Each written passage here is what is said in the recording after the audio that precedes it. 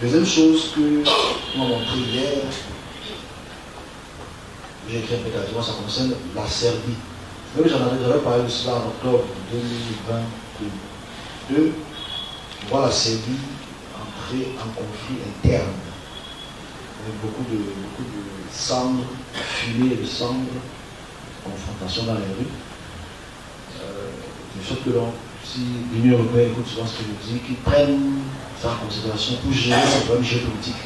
Parce qu'en fait, depuis la chute de l'URSS, qui aurait cru, en 1991, et que les pays, ce sont des pays baltiques, se sont subdivisés, les frontières n'ont pas été bien découpées. Il y a toujours des guerres, il y a toujours des confrontations entre différents peuples. Donc ça va un peu barrer cela possible. Ça a commencé, parce que là, ça a commencé le mois passé, mais ça va prendre encore une ampleur très très forte. Donc je sais que l'Union européenne puisse vraiment réfléchir dessus. Escorté sans ménagement, l'un des assaillants arrive au commissariat. Pendant près de 24 heures, son commando a défié la police. Tout a commencé dans le village de Banjska, dans le nord du pays, une zone de non-droit où 40 000 Serbes refusent de se soumettre aux autorités kosovares. Dimanche matin, plusieurs dizaines d'hommes tentent d'installer des barricades. Un policier d'ethnie albanaise tente de les contrôler. Il est tué. Toute la journée, les assaillants sont poursuivis.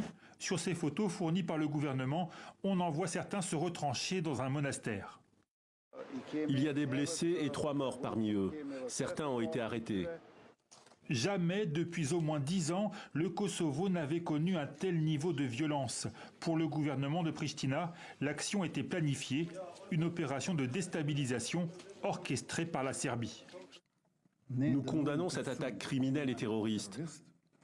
Le crime organisé, avec le soutien politique, financier et logistique des autorités de Belgrade, s'attaque à notre pays.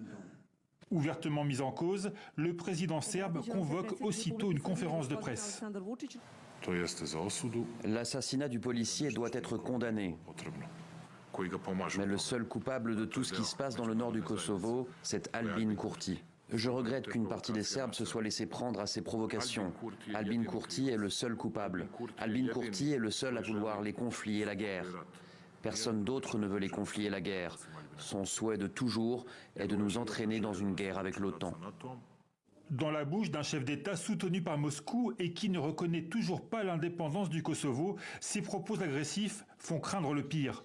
Josep Borrell, le chef de la diplomatie européenne, a appelé au calme les deux dirigeants. Il les avait d'ailleurs rencontrés il y a 10 jours à Bruxelles. Énième tentative de médiation vouée à l'échec, alors que sur le terrain, semaine après semaine, les incidents se multiplient.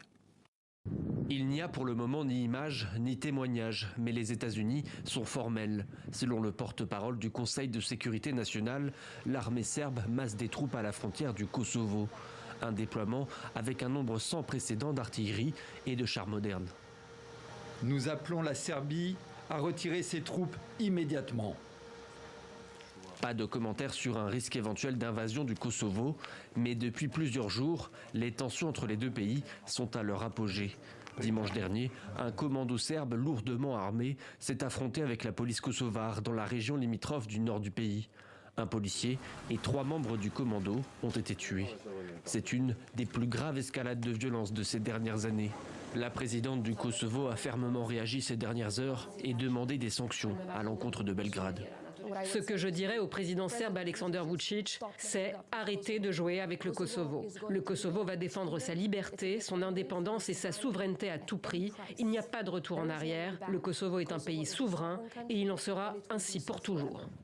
La Serbie refuse toujours de reconnaître la souveraineté de son ancienne province, à majorité albanaise, qui a déclaré son indépendance en 2008. Les autorités kosovares accusent le président serbe Vučić de se préparer à la guerre, ce que dément l'intéressé. Depuis le début du conflit en Ukraine, le gouvernement du Kosovo ment en disant que la Serbie veut la guerre. Non, la Serbie ne veut pas la guerre. Je veux mettre fin à mon mandat présidentiel et me féliciter d'avoir réussi à préserver la paix.